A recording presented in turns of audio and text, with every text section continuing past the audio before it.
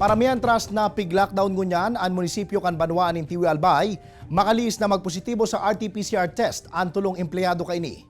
Kan maramang may positibo sa COVID-19, nagkondusir nin antigen testing ang Municipal Health Office sa mga empleyado kung sain 29 pang government workers ang mga nagpositibo.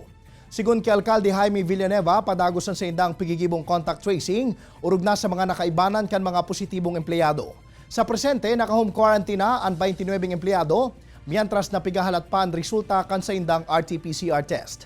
Sa ibong kaini, dayman pinag-uktaba ang pagbabakuna sa Banwaan, asin padagosan sa indang pangapudan sa mga residente na magpatudok ng bakuna tanganing magkaigwanin dugang na proteksyon kontra COVID-19.